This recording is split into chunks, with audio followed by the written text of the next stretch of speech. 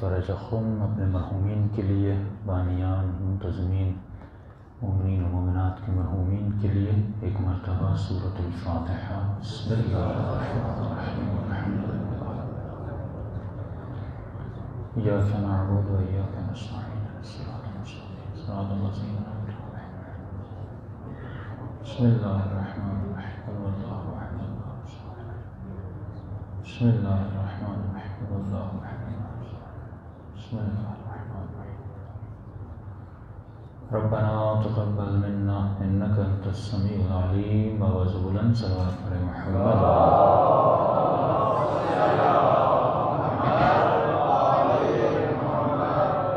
بسم اللہ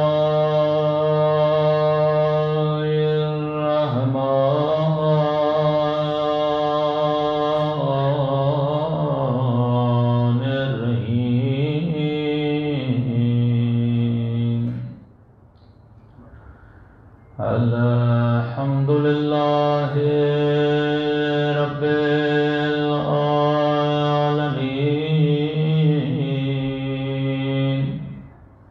الحمد للہ کما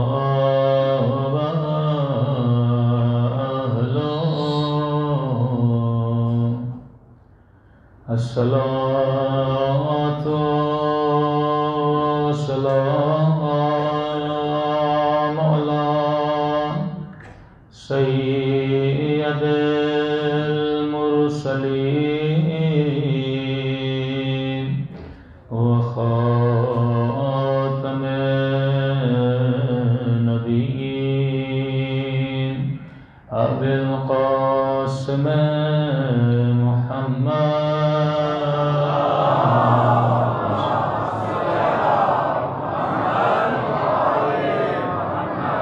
وعلى آله الطيبين الطاهرين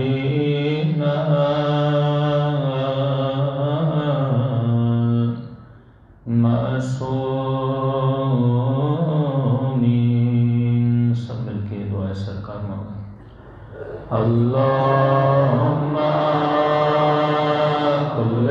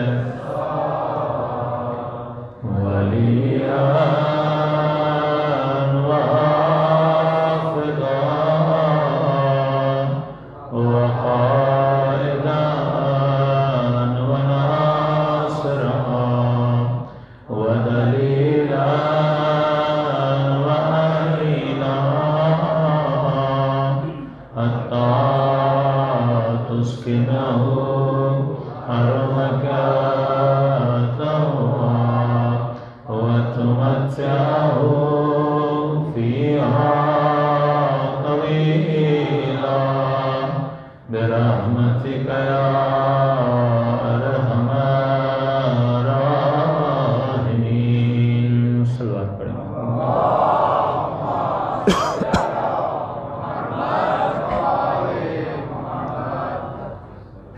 بسم اللہ الرحمن الرحیم رب اشرح لی صدری ویسر لی امری واحلل عقدۃ من لسانی یفقهوا قولی۔ اما بعد فقد قال سبحانه وتعالى في محكم كتابه المجيد وفرقانه الحميد وقوله الحق وهو أصدق الصادقين. بسم الله الرحمن الرحيم. إن أكرمكم عند الله أتقاكم. صلوات پر محمد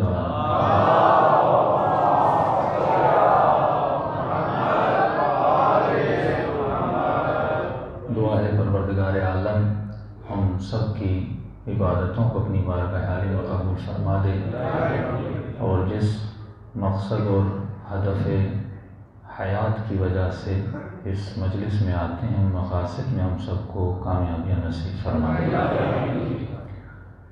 آج آخری نشست ہے، مسلسل آپ کی خدمت میں ذکر اور فکر کے عنوان سے گفتگو ہو رہی تھی کہ انسان تجھے صرف ذکری مسلمان نہیں بننا بلکہ فکری مسلمان بننا ہے۔ دشمن کی بھرپور کوشش تھی کہ انسان کو صرف ذکر تک محدود کیا جائے، یعنی ایک ایسا مسلمان جو خانقاہ میں بیٹھے اور دن رات اللہ اللہ کرے، لیکن یہ دنیا کے حالات سے بے خبر رہے، اس کے وجود میں یہ احساس نہ ہو کہ میرا ہمسایہ بھوکا ہے، میرے پڑوس میں کوئی ایسا ملک ہے جن پر ظلم ہو رہا ہے، کوئی پیاسا ہے، کوئی بھوکا ہے، میرے معاشرے میں بے دینی، بے حیائی، اللہ سے دشمنی، خدا کے احکام کے مقابلے میں کھڑا ہو جانا، لیکن اسے ان چیزوں سے لینا دینا نہیں ہے، بس یہ کہتا ہے میں تو نیک ہوں، میں تو نمازی ہوں، میں تو تہجد گزار ہوں، میرے بچے تو نماز پڑھ رہے ہیں، میرے بچے تو دیندار ہیں۔ فرمایا یہ دینداری حسین والی دینداری نہیں ہے۔ اگر اسی طرح نماز پڑھنی تھی اور اسی طرح دیندار باقی رہنا تھا تو مولا حسین کو کربلا جانے کی ضرورت ہی کیا تھی؟ وہ مدینے میں بیٹھ جاتے، سیدہ زینب کی چادر بچ جاتی، وہ مدینے میں بیٹھ جاتے، ننھی سی سکینہ بچ جاتی، وہ مدینے میں بیٹھ جاتے، عباس کے بازو بچ جاتے، وہ مدینے میں بیٹھ جاتے، حسین کے ہونٹوں پہ زخم نہ آتے، سکون سے نماز بھی پڑھتے، اللہ کی عبادت بھی کرتے، لیکن فرمایا نہیں یہ ذکری مسلمان کا کام ہے۔ لیکن جو مسلمان اللہ کے ذکر کے ساتھ فکر بھی کرتا ہے، اسے قو انفسکم و اہلیکم نعرہ کی منزل پہ آنا ہے، صرف خود کو جہنم کی آگ سے نہیں بچانا بلکہ نظروں سے دیکھے کہ اللہ کے بندے جہنم میں جل رہے ہیں، یہ خود کو جہنم کی طرف لے جا رہے ہیں۔ یہ دنیا کا سفر نہیں ہے۔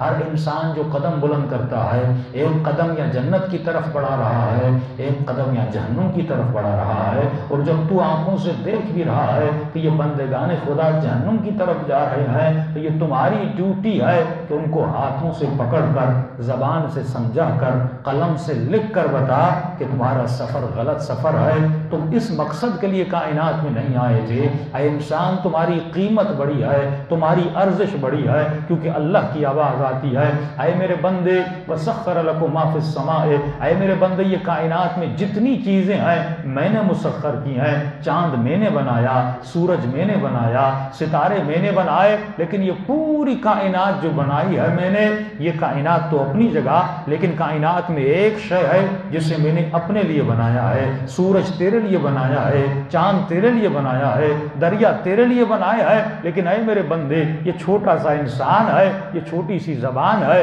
یہ چھوٹی سی آنکھیں ہیں، یہ چھوٹے سے وجود کو میں نے اپنے لیے بنایا ہے۔ اے میرے بندے شاید تو یہ سمجھے کہ مجھے تمہاری عبادتوں کی ضرورت ہے، مجھے تمہارے سجدوں کی ضرورت ہے، نہیں، نہ سجدوں کی کمی ہے، نہ تسبیح کرنے والوں کی کمی ہے، بس مجھے اگر کوئی سجدہ پسند ہے تو وہ تیرا سجدہ پسند ہے، وہ تیری نماز پسند ہے، وہ تیرا ذکر پسند ہے، کیونکہ میں نے تجھے ایک طاقت سے نوازا ہے جو طاقت میں نے کسی کو نہیں دی۔ اگر ملائک مجھے سجدہ کرتے ہیں، اگر فلک مجھے سجدہ کرتا ہے، اگر عرش مجھے سجدہ کرتا ہے، اگر کائنات کا ذرہ ذرہ مجھے سجدہ کرتا ہے، وہ اپنے سجدوں میں مجبور ہے، لیکن اے میرے بندے میں نے تجھے قوت اختیار دی ہے، میں نے تجھے فکر کی طاقت دی ہے، اگر تو چاہے تو اپنے اختیار سے مجھے سجدہ کرتا ہے، تو کیونکہ تمہارے سجدوں میں اختیار ہے لہٰذا یہی مجھے سجدے پسند ہیں۔ صلوات پڑھے محمد و آل محمد۔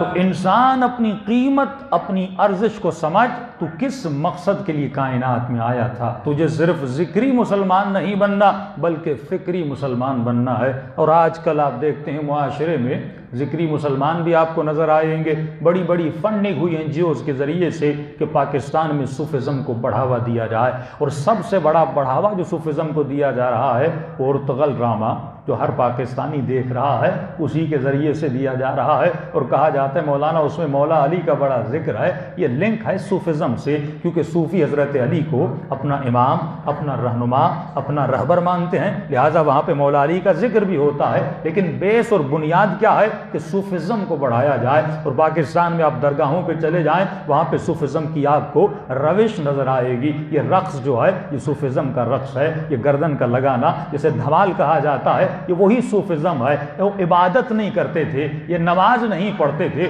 دو اصطلاحات استعمال ہوتی تھیں، ایک اصطلاح شریعت کے نام سے استعمال ہوتی تھی، ایک اصطلاح طریقت کے نام سے استعمال ہوتی تھی۔ یہ کہتے ہیں کہ جب تم صوفیزم میں چلے جاؤ گے اور جب اللہ کی عبادت کرنے لگو گے، جب چلے کاٹو گے، تو اس کے بعد خدا تجھے ایک عظیم مقام کو عطا کرے گا۔ وہ مقام جب تجھے مل جائے گا، اب تجھے نماز پڑھنے کی ضرورت نہیں ہے، اب تجھے روزہ رکھنے کی ضرورت نہیں ہے، کیونکہ یہ نماز تو اللہ کے عام بندوں کے لیے ہے۔ تم تو اعلیٰ ترین مقام پہ پہنچ گئے ہو، اب تم رقص کر کے بھی اللہ کا ذکر کر سکتے ہو، اب تم شریعت کے خلاف جا کر بھی اللہ کا ذکر کر سکتے ہو۔ یہی چیزیں شیعت میں لائی گئی، یعنی کچھ ایسی چیزیں جن کا تعلق بس ذکر سے ہو، جن کا تعلق فکر سے نہ ہو۔ لیکن امام فرماتے ہیں اے انسان سوچ اور غور و فکر کر کہ حلال محمد تا قیامت حلال ہے اور حرام محمد تا قیامت حرام ہے۔ تو شیطان اتنا بدبخت ہے، کسی کو علی کے نام سے بھی گمراہ کرتا ہے، کسی کو غیر علی کے نام سے بھی گمراہ کرتا ہے، لیکن تجھے سوچنا یہ چاہیے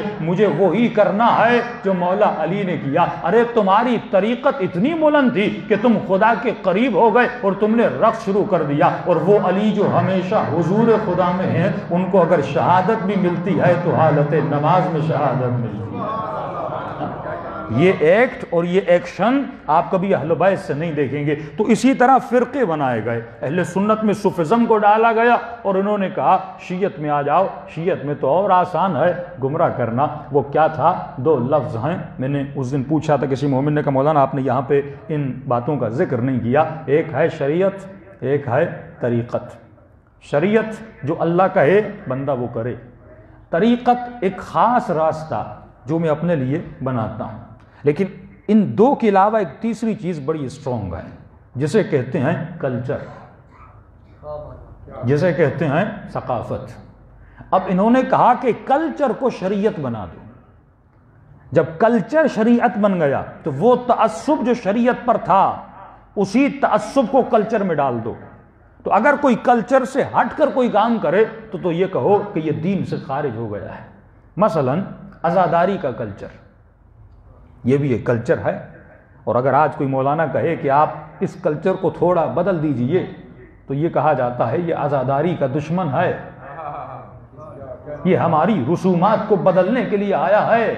ارے جو ہم آباء و اجداد سے سنتے ہوئے آئے اور کرتے ہوئے آئے، یہ مولانا کہتا ہے کہ یہ تم غلط کر رہے ہو۔ لیکن ایک بات پہ آپ نے کبھی غور کیا؟ شریعت بدلتی نہیں ہے، کلچر بدلنے کا نام ہے، یہ عقلی مسئلہ ہے۔ شریعت کبھی نہیں بدلتی۔ وہ کیسے؟ جیسے آپ 2 رکعت صبح کی نماز شیعہ پاکستان میں پڑھتا ہے، ویسے ہی 2 رکعت کی نماز وہ شیعہ ایران میں پڑھتا ہے، ویسے ہی وہ عرب شیعہ لبنان میں پڑھتا ہے، ویسے ہی وہ افریقی شیعہ افریقہ میں پڑھتا ہے۔ تو آپ نے دیکھا یہ ہے شیعہ چاہے کسی بھی کلچر کا ہو، کسی بھی رنگ کا ہو، کسی بھی زبان کا ہو، اس کی نماز وہی ہے جو شریعت میں ہے، اس کی نماز میں بدلاؤ نہیں آ رہا۔ وہی نماز جو پاکستان میں شیعہ پڑھتا ہے وہی نماز وہاں پہ پڑھے گا۔ آپ دیکھیں گے عراقی شیعہ بھی ایسے ہی نماز پڑھیں گے، پاکستانی شیعہ بھی ایسے ہی، وہ روزے کا مسئلہ ہو، وہ حج کا مسئلہ ہو، وہ عمرے کا مسئلہ ہو، ہر جگہ پہ سیم طریقے سے ادا کیا جاتا ہے، کیونکہ شریعت میں رد و بدل نہیں ہے، شریعت لیکن آئیے اب کلچر میں آتے ہیں۔ عزاداری کا کلچر، جیسے پاکستانی شیعہ عزاداری کرتا ہے ویسے عراقی شیعہ نہیں کرتا، جیسے عراقی شیعہ عزاداری کرتا ہے ویسے ایرانی شیعہ نہیں کرتا۔ آپ کے ماتم میں سپیڈ ہے، ایرانی ماتم تھوڑا سلو ہے، اور جیسے عراق میں جائیں گے اور سلو ہو جاتا ہے۔ یہاں پر کسی نے یہ اعتراض نہیں کیا کہ پاکستانی اسی طرح ماتم کرتے ہیں تو عراقیوں کو بھی اس طرح کرنا چاہیے یا ایرانیوں کو اس طرح کرنا چاہیے. اس وقت آپ کہیں گے قبلہ یہ شریعت نہیں ہے، یہ کلچر ہے. ہم اپنے کلچر کے مطابق کر رہے ہیں، وہ اپنے کلچر کے مطابق کر رہے ہیں، اور افریقی اپنے کلچر کے مطابق کر رہے ہیں. تو اتنی بات تو سمجھ آتی ہے کہ عزاداری کلچر کا نام ہے، شریعت کا نام نہیں ہے. آپ یہ کہہ سکتے ہیں کہ غم حسین کا تعلق شریعت سے کیا ہے؟ شریعت تجھے جواز دیتی ہے کہ یہ کام کرنا جائز ہے یا جائز نہیں ہے. جب اس نے جواز دے دیا، اب اس کام کو منانے کا طریقہ جو ہے وہ تمہارے کلچر کے حساب سے ہے. اگر شریعت اس کلچر کو اجازت دیتی ہے تو اسلام بھی اس کلچر کو قبول کرتا ہے. لیکن ایک بات مد نظر رہے کہ کلچر میں رد و بدل ہے، کلچر بدلتا رہتا ہے. انہوں نے کہا نہیں، ان کو کلچر پر اسٹرکٹ کر دو اور یہ کہہ دو کہ ہم کبھی کلچر کو بدلیں گے نہیں. بھائی تمہاری موبائل کا سافٹ ویئر بھی اپڈیٹ ہو، تمہارے بچوں کی پڑھائی کے بکس بھی اپڈیٹ ہوں. تم جب بال کٹوانے جاؤ تو نائی کو اپنے بالوں کی کٹائی بھی تمہاری اپڈیٹ ہوتی ہے. اور کہوں کہ آج داڑھی کا اسٹائل یہ کیوں ہے تو اس وقت بھی کہتے ہو مولانا کلچر بدل چکا ہے، فیشن بدل چکا ہے. تمہارے کپڑے بھی بدل جائیں، ہر چیز بدل رہی ہے، تو پھر یہ کیوں نہیں تم کلچر کو کیوں نہیں بدلتے عزاداری کے؟ یہ ضد کیسی کہ مجھے ویسی ہی عزاداری منانی ہے جیسے میں 50 سال پہلے مناتا تھا، جیسے میں 60 سال پہلے مناتا تھا.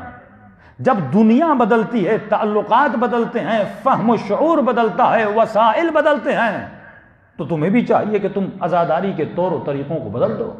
پہلے عزاداری بغیر لاؤڈ کے ہوتی تھی، اب لاؤڈ سے ہو رہی ہے، اب موبائل میں بھی جا رہی ہے، اب فیس بک میں جا رہی ہے. اس کا مطلب تم کلچر کے ساتھ اپنے طور و طریقوں کو بدل رہے ہو. پہلے لاؤڈ پہ اعلان ہوتا تھا مولانا آئیں گے، پھر اشتہارات دیواروں پہ لگتے تھے، اب واٹس ایپ پہ میسج جاتے ہیں. اس کا مطلب تم نے زمانے کے ساتھ ساتھ تشہیر کو بدلا. لیکن سوال یہ ہے تم عزاداری کے طور و طریقوں کو زمانے کے ساتھ بدلتے کیوں نہیں ہو؟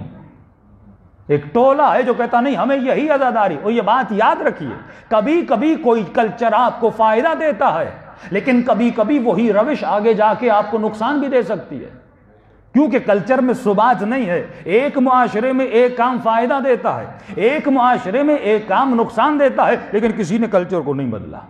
لیکن امام حسین ایک فکر دے کر گئے، جو فکر سیار ہے، یعنی جو فکر ہر زمانے میں بدلتی ہوئی نظر آتی ہے. اگر تم نے بدلنا شروع کیا، اول انسان خود سے یہ سوال کرے کہ میں عزاداری کرتا کیوں ہوں، میں مجلس میں آیا کیوں ہوں، میں نماز پڑھتا کیوں ہوں، میں روزہ رکھتا کیوں ہوں. اگر صرف تقلیدی کام کرتا ہوا آگے بڑھتا گیا تو اس کی فکر بیدار نہیں ہوگی. لیکن جب یہ جوان سوچنا شروع کرے کہ بھائی میں ماتم کیوں کرتا ہوں، میں امام حسین پر گریہ کیوں کرتا ہوں، ایک تو اس کا تعلق جذبات سے ہے، کیونکہ محبت کا تقاضا ہے کہ کب جس سے محبت کرتے ہو اس کی تکلیف کو سنو تو تمہاری آنکھوں سے آنسو بہیں. لیکن اس سے آگے بڑھتے ہیں، مومن یہ سوچے میں زنجیر کیوں لگاتا ہوں، میں آگ کا ماتم کیوں کرتا ہوں، میں سینے پہ ماتم کیوں کرتا ہوں. اور بعض اوقات اسی کلچر میں کچھ ایسی چیزیں آ جاتی ہیں جو شریعت سے ٹکرانے لگتی ہیں، جن میں سے ایک نیا ماتم ایجاد کیا گیا بعض نوح خانوں کے ذریعے سے، جن کا نام نہیں لینا چاہوں گا. منہ کا ماتم. یہ آپ نے دیکھا ہوگا، عراق جاتے ہیں اور مخصوصاً منہ کا ماتم کرتے ہیں، منہ پہ تماچے مارتے ہیں. حالانکہ امام حسین کی وصیت تھی سید زادیوں کو، اپنے بچوں کو، کہ میری شہادت کے بعد منہ پہ تماچے نہ مارنا. کیوں؟ منہ جائے عبادت ہے، یہ چہرہ عبادت کی جگہ ہے، یہ ماتھا عبادت کی جگہ ہے. ان ہونٹوں سے اللہ کا ذکر کرتے ہو، منہ کو زخمی کبھی نہ کیا کرو، شریعت اس کی اجازت نہیں دیتی. لیکن آپ دیکھیں گے ایک آدمی ہے تھوڑا آہستہ سے مارتا ہے، لیکن اس طریقے سے مارتے ہیں ان کے چہروں سے خون نکلتا ہے. تمہیں عبادت عزاداری اس دائرے میں کرنی ہے جس دائرے میں اہل بیت نے اجازت دی ہے. اگر وہ دائرہ اجازت دیتا ہے، اب کسی بھی کلچر میں ہو، ہر یہ فطری تقاضا ہے. بہت سارے مومنین نے کل کسی نے سوال کیا مولانا ماتم کے لیے کوئی ہمیں جواز دیجیے. ایک تو مسئلہ ہمارا لیے ہے کہ ہم ہر چیز قرآن سے ڈھونڈنے کی کوشش کرتے ہیں. بھائی اللہ نے کلی احکامات بتائیں، یہ نہیں کہ ہر جزئیات قرآن میں موجود ہو. تم موبائل کو استعمال کرتے ہو، قرآن سے دلیل دو. تم گاڑی پہ بیٹھتے ہو، قرآن سے دلیل دو. تم کبھی ایپل کا جوس پیتے ہو، قرآن سے دلیل دو. تم موبائل یوز کر رہے ہو، قرآن سے دلیل دو. تم لاؤڈ مجلس میں یوز کر رہے ہو، قرآن سے. یہ تو نہیں کہ آپ کو ہر چیز قرآن سے ملے. قرآن ایک حکم کلی دیتا ہے. حکم کلی یہ ہے کہ تم کبھی بھی فطرت سے انکار کر نہیں سکتے. فطرت کا تقاضا ہے کہ جب انسان کو غم ہوتا ہے اس کی آنکھوں سے آنسو نکلتے ہیں. یہ کوئی نہیں کہہ سکتا کہ آپ رونے کو بند کر دو، کیونکہ یہ فطری تقاضا ہے. بچہ پیدا ہوتا ہے تو روتا ہے، ماں کو تکلیف ہوتی ہے تو بیٹا روتا ہے. تم کبھی بھی اس کو روک نہیں سکتے. اب سوال یہ ہے کہ جب مجھے غم ہو، اور غم جب شدت اختیار کر جائے، اس کے اظہار کے طریقے الگ ہوتے ہیں. کوئی انسان شدت غم میں گھٹنوں پہ مارتا ہے، کوئی انسان شدت غم پہ سر پہ مارتا ہے، اظہار کے لیے کہ میں غم زدہ ہوں. اب یہ آپ شریعت سے نہیں ڈھونڈ سکتے. ہم ہر چیز شریعت سے ڈھونڈتے ہیں، ایسا نہیں. شریعت میں کلیات ہیں. جب کلی قضیہ تمہیں مل گیا کہ انسان فطری تقاضوں کا شریعت انکار نہیں کر سکتی. فطری تقاضا ہے کہ انسان کو شادی کی ضرورت ہے. مسیحیت نے فطری تقاضے کو بند کر دیا. ان کے مولانا حضرات جو ہیں وہ شادی نہیں کرتے، جو ان کے راہب ہیں وہ شادی. ہم کہتے ہیں کیونکہ یہ شریعت کا مسئلہ نہیں ہے، یہ فطرت کا مسئلہ ہے، اور خدا کبھی بھی فطرت کی مخالفت نہیں کرتا. لہٰذا جو فطرت سے مسئلہ ٹکرا جائے وہ مسئلہ شریعت سے ٹکرا جاتا ہے. لیکن آتے ہیں کلچر کی طرف. کلچر ہمیشہ بدلتا ہے، لیکن کچھ لوگوں نے کہا نہیں، ہم کلچر کو قطعاً نہیں بدلیں گے. میں مثال دیتا ہوا چلوں. کبھی آپ نے سوچا یہ آگ کا ماتم ہوتا کیوں تھا؟ یہ زنجیر زنی ہوتی کیوں تھی؟ کب سے شروع ہوئی؟ کبھی آپ نے غور کیا؟ ہم جلوس کیوں نکالتے ہیں؟ ہم علم کیوں نکالتے ہیں؟ جب تک انسان اس کیوں کا جواب نہ ڈھونڈے. یہی فکر ہے. اور پوری رات یہی سوچتا رہا میں یزید کا ساتھ کیوں دوں اور حسین کا ساتھ کیوں نہ دوں. جب اسے جواز ملا کہ حسین حق پر ہے، یزید باطل پر ہے، تب جا کے حسین کے لشکر میں گیا. جب تک ہم کیوں کا سوال، بھائی مومن سوچے نماز کیوں پڑھتا ہوں، اسلام میں مثلا داڑھی کا وجوب کیوں ہے، اسلام میں خمس واجب کیوں ہے، اسلام میں زکوٰۃ واجب. جب انسان سوچے گا تو اسے جواب ملے گا. لیکن ایسے ہی چلتا نہیں ہوگی. اب انسان سوچے شیعہ جلوس کیوں نکالتے تھے، تو میں عرض کر چکا یہ سیرت تھی جناب زینب کی، اور سیرت تھی امام رضا کی، کہ جیسے محرم کا چاند نظر آتا تھا امام رضا جوتیاں اتار دیتے تھے اور بازار میں آ جاتے تھے. ایک لباس غم تھا وہ پہنتے تھے. عرب میں مشہور تھا جب کوئی غمگین ہوتا تھا تو غم کا لباس پہنتا تھا. وہ لباس غم پہنتے تھے اور بازار میں آتے تھے. لوگ پوچھتے تھے کہ فرزند رسول کیا آپ کے گھر میں کوئی قضیہ ہو گیا ہے، آپ اس حالت میں اور بکھری ہوئی حالت میں باہر کیوں آئے ہیں؟ تو کہتے تھے کربلا میں میرے دادا حسین کو شہید کر دیا گیا. تو تعجب کر کے پوچھتے تھے آپ غم ایسے منا رہے ہیں جیسے کل حسین کو شہید کر دیا گیا ہو. تو امام فرماتے ہیں اس غم منانے کی وجہ ہے اگر ہم اس طرح نہ منائیں، پبلسائز نہ کریں، تو تم کربلا کو بھی ایسے بھول جاؤ گے جیسے تم غدیر کو بھول گئے تھے. تو یہ طریقہ تھا پبلسائز کرنے کا، اور عرب کے معاشرے کے مطابق طریقہ تھا. وہاں پر اظہار غم کے لیے اگر جوتیاں اتاری جاتی ہیں تو امام اسی ثقافت میں جوتیاں اتار رہے ہیں. اگر کسی اور کنٹری میں مثلا اظہار غم یہ ہے کہ امامہ اتارا جائے یا ٹوپی اتاری جائے، اور انسان پوچھے کہ بھائی آپ بزرگ ہیں آپ نے ٹوپی کیوں اتاری ہے، تو وہاں اظہار غم کا طریقہ یہ ہے. ہر کنٹری کا اظہار طریقہ الگ. اب کوئی انسان نے کہ امام رضا نے کیونکہ وہ کام کیا تھا مجھے بھی وہی کام یہاں پر کرنا ہے. تمہیں یہ دیکھنا ہے کہ کلم الناس بقدر عقولہم، کہ لوگوں کی عقلیں کیا ہیں، تمہارا معاشرہ کیا ہے، تمہاری ثقافت کیا ہے، تمہارے معاشرے میں کون سا کام امپیکٹ کرتا ہے اور کون سا کام نقصان دیتا ہے. تمہیں وہی کام کرنا ہے تاکہ اثر پڑے. مقصد یہ نہیں کہ جلوس نکلے، مقصد یہ ہے کہ گھر گھر تک، بچے بچے تک حسین کی آواز پہنچے. اصل عزاداری کا مقصد یہ کہ مجھے حسین کے پیغام کو پہنچانا ہے. یہ تو تھا جلوس کا مقصد. یعنی ٹی وی کا زمانہ نہیں تھا کہ ہم لوگوں کو بتائیں کہ امام حسین کے ساتھ کیا ہو. یہ بہترین طریقہ تھا جس گاؤں میں، جس محلے میں رہتا ہوں وہاں پر جلوس نکالوں، تاکہ جسے پتا بھی نہیں، جو حسین کو جانتا بھی نہیں، اس کے بعد وہ جان جائے کہ ہر سال شیعہ جلوس نکالتے ہیں، اس جلوس میں کسی حسین کا ذکر کیا جاتا ہے. تو یہ تھا پبلسائز کرنے کا طریقہ. یہ اس زمانے کا اسٹرانگ سوشل میڈیا تھا کہ ہم جلوس نکالتے تھے، دنیا کو پتہ چلتا تھا. ایک رسم تھی، ایک روش تھی. اس کے بعد اور آگے چلتے ہیں. انہوں نے کہا اب لوگ پتہ تو چل گیا لیکن لوگوں کو جمع کیسے کریں؟ تو ایک انوکھا کام کرو جس سے دنیا جمع ہو جائے. اب انوکھا کام کیا تھا؟ کہ آگ کا ماتم کرتے. اب شہر پہ پتہ چلے کہ چند لوگ ہیں جو آگ پہ دوڑ رہے ہیں، پورا شہر جمع ہوگا کہ نہیں ہوگا؟ بالکل انوکھا کام ہے نا. کون آگ پہ دوڑتا ہے؟ پتہ چلا بھائی یہ قوم ہے جو آگ پہ دوڑنے والی ہے. کب؟ عاشورہ کے دن یا شب عاشور یہ آگ پہ دوڑیں گے. مجھے یاد ہے بچپنے میں آگ کا ماتم بڑا ہوتا تھا، پورا شہر جمع ہوتا تھا. اور یہ جوان یا زادار آگ کے اوپر سے گزر جاتے تھے، اور جب یہ شہر کے لوگ پوچھتے تھے تم آگ پہ دوڑ کیوں رہے ہو، اس وقت بتاتے تھے ارے ہم چند لمحوں کے لیے اس آگ پہ کھڑے نہیں ہو سکتے، تصور کرو نبی زادیاں جب خیموں میں تھیں، دشمن نے جب خیموں کو آگ لگائی اس تصور کو ان کے ذہنوں میں بیدار کیا جاتا تھا تاکہ مجمع جمع ہو، کس طریقے سے مجمع کو جمع کیا جائے۔ رسول خدا کبھی دعوت ذوالعشیرہ دے رہے ہیں، ہم نیاز کیوں کرتے ہیں؟ بڑا بڑا نیاز ہوتا تھا تاکہ پورے شہر کے غریب غربا کم از کم کسی نیاز کی خاطر جمع ہو جائیں اور ایک نام حسین کا سن کے یہاں سے چلے جائیں۔ جس طرح رسول نے کفار کو دعوت دی، نیاز صرف مومنوں کے لیے نہیں ہے، میں تو کہوں گا نیاز ہے ہی غیروں کے لیے۔ ہمیں تو گھر میں کھانا مل رہی، نیاز آدمی اصل نیاز کا کانسیپٹ یہ ہے کہ کھانا کرو تاکہ دنیا جمع ہو، لوگوں کو بتاؤ کہ بھائی کل کھانا ہے اور فری میں کھانا دیا جائے گا، تاکہ وہ کھانے کے لیے آئیں اور کھانے کی وجہ سے حسین کو لے کر جائیں۔ دعوت ذوالعشیرہ میں مومنوں کو نہیں بلایا گیا تھا، مشرکین کو بلایا گیا، کفار مکہ کو بلایا گیا، اور اتنی بڑی دعوت کی گئی کیونکہ رسول کو پتا تھا یہ پیٹ کے پجاری ایسے تو آئیں گے نہیں، کم از کم اللہ کا رزق کھلا کے ان کے وجود میں تھوڑا نمک ڈالا جائے تاکہ یہ کبھی نمک حرامی نہ کرے۔ جب آپ نے کسی کو حسین کے نام پہ تھوڑا لقمہ کھلا دیا نا، کیونکہ یہ نمک وجود میں جا کے اثر ڈالتا ہے، اس لقمے کے بھی اثرات اپنے ہوتے ہیں۔ لنگر کا بھی ایک مقصد تھا، پھر کیونکہ ہمارا ایک کلچر تھا یہاں پہ ذوالجناح نکالا گیا، کیوں کلچر تھا، یہاں پہ مسلم بھی تھے ہندو بھی تھے، اس کلچر کے حساب سے کچھ چیزیں اٹریکٹیو تھیں، ہم نے ان کو نکالنا شروع کیا۔ اب ذوالجناح نکلی، بھائی کس کی شبیہ ہے، کیوں نکال رہے ہو، تم ہر حیوان کا احترام نہیں کرتے، ذوالجناح کا احترام کیوں کرتے ہو؟ تو ہم نے کہا کربلا میں اس حیوان نے ان انسان نما حیوانوں سے زیادہ وفاداری کی، تھا تو حیوان لیکن وفا میں فرزند رسول سے اتنی وفاداری کی۔ اور ذوالجناح کیوں کہتے ہیں؟ دو پروں والا، یہ دو پر کیوں ہیں؟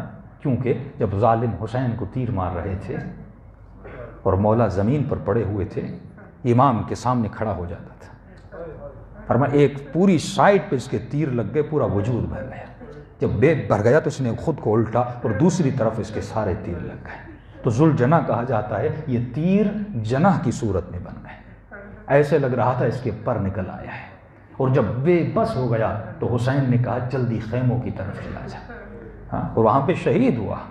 جب وہ مظالم حملہ کرنے آئے اس حیوان نے بڑا دفاع کیا، کیونکہ حیوان کو بھی معرفت تھی۔ یہاں تک ہم اونٹوں کے لیے کہتے ہیں کہ جب اونٹوں پر بیویاں سوار ہوتی تھیں تو یہ بے زباں اونٹ بولتے تھے آہستہ چلنا، علی کی بچیاں تمہارے پیٹھ پر سوار ہیں۔ حیوان کو بھی معرفت تھی، لہٰذا شبیہیں نکالی گئی، کیونکہ اس زمانے میں فلم نہیں تھی میرے عزیز، سینما نہیں تھی میرے عزیز، ڈرامہ نہیں تھا میرے عزیز، تمہیں زمانے کے ساتھ آگے بڑھنا ہے۔ قرآن کی آیت ہے کہ دشمنوں کے ساتھ لفظ کافہ استعمال کیا گیا، یہ بڑی قرآن کا عجیب لفظ ہے، فرمایا جس طرح دشمن تیرا مقابلہ کرتا ہے اسی طرح تمہیں دشمن کا مقابلہ کرنا چاہیے۔ جو راہ و روش دشمن اختیار کرتا ہے حالانکہ وہ حلال ہونی چاہیے، حرام نہیں ہونی چاہیے، لیکن وہی طریقہ، مثلا دشمن تمہارے جوانوں کو گمراہ کرنے کے لیے فلم بنا رہا ہے، ڈرامے بنا رہا ہے، ترکی اپنے پاکستانیوں کے دلوں میں ترکی کی محبت کو ڈالنے کے لیے وہ ترکی ڈرامے بنا رہا ہے، یہ وے آف محبت ہے، وہ آپ کے دل میں اپنے لیے محبت پیدا کرنا چاہتا ہے۔ وہ سعودی عرب کوشش کر رہا ہے کہ وہاں کے پاکستان مکے مدینے کو استعمال کر کے وہ آپ کے دل میں اپنی محبت ڈال رہا ہے۔ اب ترکی کام یہ کر رہا ہے کہ وہ ڈراموں کے ذریعے، سیریلز کے ذریعے محبت ڈال رہا ہے۔ ہمارے جوان ویسٹرنائز کس طرح ہوئے، انہوں نے یورپ کو اتنا دکھایا کہ جوان نے کہا بھائی فرانس سے زیادہ تو کوئی خوبصورت کنٹری نہیں ہے، سوئٹزرلینڈ سے خوبصورت تو زیادہ کوئی کنٹری نہیں ہے، ہم نے تو خود پاکستان کو دیکھا نہیں جتنا ہم نے فلموں میں ان کے ملک کو دیکھا ہے، یعنی بیٹھے پاکستان میں ہیں لیکن دیکھ ان کی کنٹریز کو رہے ہیں۔ ہمیں انڈیا کا اتنا پتا کیوں ہے؟ کیونکہ فلموں میں ہمارے جوانوں کو اتنا انڈیا دکھایا گیا کہ ہم شاید اپنے ملک کے ایکٹرز کو اتنا نہ جانتے ہوں جتنا انڈیا کے ایکٹرز کو جانتے ہیں، کیونکہ دشمن آپ کو دکھاتا ہے، یہ پبلسائز کرنے کا طریقہ ہے، یہ خود کو تعارف اور متعارف کرانے کا طریقہ ہے۔ اب ہم اسی طریقے پہ اٹکے ہوئے ہیں جو 100 سال کا پرانا تھا۔ اب مجھے بتائیے کہ اگر امام حسین پر کوئی فلم بنائی جائے وہ زیادہ اسٹرانگ ہے یا ذوالجناح نکالا جائے؟ کون سا طریقہ زیادہ اسٹرانگ ہے؟ اگر وہ گندے ڈرامے بنا رہے ہیں کیا تم اچھے ڈرامے نہیں بنا سکتے؟ اگر وہ میڈیا میں جا کے غلط کام کر رہے ہیں کیا تم میڈیا میں جا کے پوزیٹو کام نہیں کر سکتے؟ ہمارے شیعوں کا کون سا میڈیا ہے؟ ہم کون سے ڈرامے بناتے ہیں؟ ہم کون سی اسلامی فلمیں بناتے ہیں؟ ہم کون سی امام حسین پر اخلاقی فلمیں بناتے ہیں؟ بھائی یہ بچہ جب کمپیوٹر بیٹھتا ہے، اس بچے کو کارٹون چاہیے، بچہ کارٹون کو پسند کرتا ہے. اب یہ دن رات ٹام اینڈ جیری دیکھ رہا ہے، یہ دن رات مختلف کارٹونز دیکھ رہا ہے. اگر اسی بچے کو بچپنے میں وہ کارٹون دکھاؤ جن کارٹون میں حسین کا کلام ہو، جن کارٹون میں جناب سلمان کے واقع ہوں، جن کارٹونز میں مختلف اسلامی کہانیاں یا پوزیٹو اور اخلاقی کہانیاں اور اخلاقیات اس کارٹون میں سکھائی جائے، یہ بچہ اتنا ٹام اور جیری کا عاشق نہیں بنے گا، پھر حسین کا عاشق بنے گا. دشمن آپ کے بچوں پہ کام کر رہا ہے. وہ آپ کے غزہ، دیکھیے زمانہ ہے ڈیٹا کا. میں بارہا کہہ چکا، جب انسان پیدا ہوتا ہے اس کی فکر ہوتی ہے خالی، یہ دماغ ہے امپٹی ہے، اس پہ کچھ بھی نہیں ہے، بالکل بھی نہیں ہے. معصوم پر بات ہے، جب بچہ پیدا ہوتا ہے اس کا دماغ ایک وائٹ پیپر کی طرح ہے. اب تیری مرضی ہے تو اس دماغ میں کیا بھرتا ہے. دنیا اس دماغ کو بھرنے کے لیے ملینز ایم بی کا ڈیٹا جمع کر کے بیٹھی ہے. ملینز ایم بی کا، یعنی ٹیرا بھی نہیں، بہت ڈیٹا ہے اس کے پاس.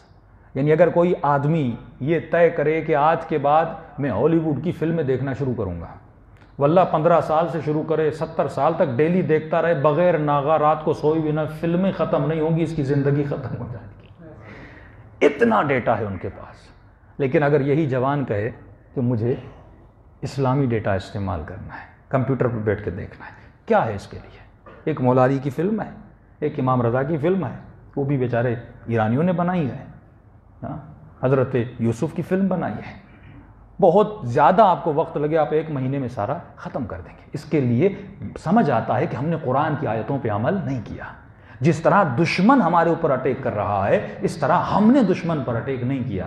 جس طرح وہ کفر کو پھیلا رہا ہے، اس طرح ہم نے ہدایت کو پھیلایا نہیں ہے. ہم بہت غافل ہیں، ہم انہی پرانے طریقوں پر چلے ہوئے ہیں. ہاں ہو سکتا تھا پہلے یہ طریقے کارآمد تھے، لیکن آج عزاداری کے لیے طریقے کارآمد نہیں ہے. صلوات پڑھے محمد و آل محمد.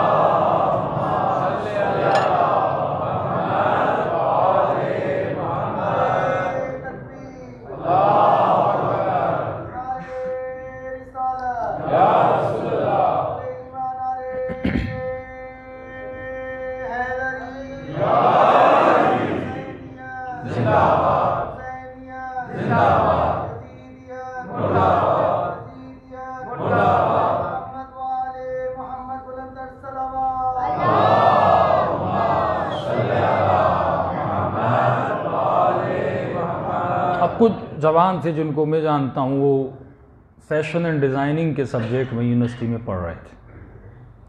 تو پہلے مجھے پتہ نہیں تھا، جب تھوڑا میں نے پوچھا، بڑا برا ہے اس یونیورسٹیز میں فیشن اینڈ ڈیزائننگ پڑھائی جاتی ہے، بڑا اپ ڈیٹ ماحول اور بہت ہی ماڈرن ماحول ہوتا ہے. تو وہ جوان نے اپنے اسکیچ دکھائے، بڑے واہیات قسم کے اسکیچ تھے. کام کریں تو کیا کریں، ہمیں یہی ڈریسنگ سکھائی جاتی ہے. میں نے کہا مطلب سیکھنے کے بعد بناؤ گے بھی؟ میں نے کہا کتنے انگریز ہیں فیشن اینڈ ڈیزائننگ کے پاکستان میں؟ کپڑے کی کمپنیاں ہیں لیکن ڈیزائنر ہمارے پاس بہت کم ہیں. تو میں نے کہا کوئی بھی ایسا شعبہ نہیں جس میں آپ اسی فیلڈ میں جا کے، اسی فیلڈ میں پڑھ کے اسلامی ڈیزائننگ کے کپڑے بناؤ. اب ہمارے بڑے مالدار شیعہ ہیں جن کی کپڑوں کی فیکٹریاں ہیں، لیکن آپ ان کو کہیں یہ کام کرنا کہتے نہیں مولانا، ہمیں تو جہاں پیسہ ملے گا ہم وہی کام کریں گے. ہماری سوچ ہے ہی نہیں ہم معاشرے میں کسی تبدیلی کو پیدا کریں. ایران کا امام خمینی کے جانے کے بعد سب سے بڑا مسئلہ، دیکھیے کبھی کبھی کلچر نعمت بھی ہوتا ہے، کبھی کبھی کلچر عذاب بھی بن جاتا ہے. کلچر کا مقابلہ کرنا بڑا مشکل ہے. پاکستان کی خوبی یہ تھی کہ ہمارا جو لباس کا کلچر تھا وہ خواتین کا یا مردوں کا وہ بہترین کلچر تھا. خود امام خمینی تعریف کرتے تھے اور وہ جو لباس پہنتے تھے وہ بھی پاکستانی لباس زیب تن کرتے تھے، کیونکہ ہمارا جو کلچر ہے وہ استحباب والا ہے. مستحب ہے کہ قمیص گھٹنے سے نیچے ہونی چاہیے، تو ہمارے کلچر میں یہ ہے. لیکن جو پینٹ شرٹ پہنتے ہیں وہ نماز میں یہ کراہت ہے. جب آپ چھوٹی شرٹ پہنتے ہیں وہ مکروہ ہے، یعنی ہم نماز بھی پڑھ رہے ہیں ایک مکروہ کام بھی کر رہے ہیں. تبھی فرماتے کم از کم گھر میں ایک ابا رکھ لو، تاکہ اگر پینٹ شرٹ میں بھی نماز پڑھ رہے ہو. اور ایران کی مسجدوں میں تو ابائیں ہوتی ہیں. اب آپ ابا خریدنا اتنی مہنگی، تو ہم نے خرچے کر لیے، لائٹس لگا لی، لاؤڈس لگا لیے، ہر چیز لگا لی. لیکن ایک مستحب کام کہ اکثر یہاں پہ پینٹ شرٹ پہنتے ہیں، نماز جماعت بھی ہو رہی، لیکن سارے کے سارے مکروہ کام کر لیں. یہ شعور ہے نا، یہ فکر ہے. اب بعض ایران کی مسجدوں میں تقریباً کوئی 100 ابائیں، ایک ابا اتنی مہنگی بھی نہیں ہے، رکھ لیتے ہیں جتنے نمازی آتے ہیں ابا پہن کے نماز پڑھتے تاکہ اس کراہت سے بچ جائیں. وہ کلچر جس میں شرم ہے، وہ کلچر جس میں حیا ہے. قمیص بڑی ہوتی ہے، ظاہر انسان کا فرنٹ ہے، انسان کا بیک ہے، اور آج کل تو جوان شرٹس ایسی پہنتے ہیں جب سجدے میں جاتے ہیں تو پیچھے تو سب کچھ نظر ہی آ رہا ہوتا ہے. یعنی خود تو بندے خدا چھوٹی شرٹ، پچھلا بندہ ہے اس کو بھی گناہ کروا رہا ہے. اب نماز میں اس کا خیال اللہ جانے کہاں جا رہا ہوگا. اللہ اتنا دقیق ہے اپنے اعمال میں کہ تو مسجد میں آ تو اپنی زینتوں کو مسجد میں لے آ. زینت کیا ہے؟ ہم خوشبو دوسروں کے لیے لگاتے ہیں، لیکن عطر اللہ کہتا ہے جب مسجد میں کھڑا ہو جا عطر لگا. دیکھیے یہ عطر بھی اپنے اندر ایک میموری رکھتا ہے، ہر چیز کی ایک میموری ہے. ہمارے ایک دوست تھے، وہ قرآن حفظ کرتے تھے. انہوں نے کہا مولانا جب قرآن یاد کرتا ہوں تو مخصوصاً اس وقت یہ عطر لگاتا ہوں، اور فرماتے جب کوئی آیت بھول جاتا ہوں اس عطر کی خوشبو آتی ہے تو اس کے ساتھ آیت بھی آ جاتی ہے. یہ بالکل ایسے ہے جب آپ کربلا ہو کر آئے، مشہد ہو کر آئے تو کربلا کی اپنی خوشبو ہے، مولا رضا کے حرم کی اپنی خوشبو ہے، اور وہاں سے کوئی مومن آئے اور وہی خوشبو لگائے، جیسے خوشبو ناک تک آتی ہے ویسے ہی مولا رضا کا حرم ذہن میں آ جاتا ہے. یہ میموری، ہر چیز اپنے وجود میں ایک میموری رکھتی ہے، اثر رکھتی ہے. تمہیں سوچنا ہے کس شے کو کہاں پہ استعمال کرنا ہے. تو کلچر عزیزان محترم، یہ کلچر بڑی اہمیت رکھتا ہے. ایران کو سب سے زیادہ نقصان جس کے بعد ان کا کلچر جو تھا وہ مغربی کلچر تھا. امام خمینی دنیا میں نہیں رہے، چلے گئے. اور سب سے زیادہ نقصان کیوں ہوا؟ کیونکہ ان کے پاس فیشن اینڈ ڈیزائننگ کے لوگ نہیں تھے جو اس قوم کو ڈیزائن کر کے ایسے کپڑے دیں جن کپڑوں میں حیا ہو، شرم ہو. ساری ایران کی ڈریسنگ کہاں سے آتی ہے؟ ترکی سے آتی ہے. اور ترکی کی ڈریسنگ ساری کہاں سے آتی ہے؟ گریک اور جرمنی سے آتی ہے. یعنی وہ مغرب کو، یورپ کو فالو کرتے ہیں اور ایرانی ترکی کو فالو کرتے ہیں. لہٰذا ان کی جوانوں کی، ان کی خواتین کا کلچر تباہ ہو برباد ہو گیا. اس میں آپ خوش نصیب ہیں کہ کبھی کبھی کلچر اچھا ہوتا ہے، لیکن اس کلچر کو بدلنا کتنا مشکل ہے. دشمن آج تک پاکستان میں کوشش کر، انڈیا کا کلچر تو تباہ کر دیا اس نے، لیکن الحمدللہ پاکستان کا کلچر ابھی بھی ثبات پر ہے. لیکن انہی فلموں کے ذریعے، ڈراموں کے ذریعے، یا آپ سمجھتے ہیں کہ ڈرامے پہ انویسٹمنٹ کہاں سے ہوتی ہے؟ ایک ڈائریکٹر ہے، ایک لیکھک ہے، ایک رائٹر ہے، لیکن آپ دیکھتے ہیں ملینز اس ڈرامے پہ خرچ ہوتی ہے. پیسہ کہاں سے لاتا ہے؟ یہ باہر سے فنڈنگ ہوتی ہے کہ ہم آپ کو پیسہ دیں گے، لیکن شرط یہ ہے جو ایکٹر ہوگا وہ کپڑے وہ پہنے گا جو ہم کہیں گے. یہاں تک کہ جو کپ وہ ہاتھ میں لیتا ہے، یہاں تک کہ جو جوس وہ پیتا ہے، یہاں تک کہ جس گاڑی میں وہ سوار ہوتا ہے، یہاں تک کہ جس موبائل سے وہ بات ہوتا ہے، یہ ہر چیز پری پلان ہوتی ہے. کیونکہ آپ کا بچہ آج ایپل کو کیوں پسند کر رہا ہے؟ کیونکہ ہر ایکٹر، ہر سیاستدان، ہر وی آئی پی آدمی کے ہاتھ میں کیا ہے؟ ایپل کا فون ہے.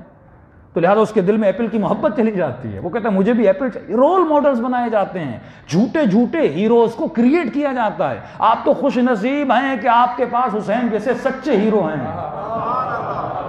انہوں نے تو اپنا لیے کوئی اسپائڈر مین بنایا ہوا ہے، کوئی بیٹ مین بنایا ہوا ہے جو حقیقت میں کچھ ہے، کوئی ہیرو ہی نہیں ہے ان کے پاس. قوم کو دکھانے کے لیے کوئی رول ماڈل ہے ہی نہیں. لیکن شیعہ قوم فخر کرے، صرف شیعہ، دوسرے مسلمانوں کے پاس بھی ہیرو نہیں ہے.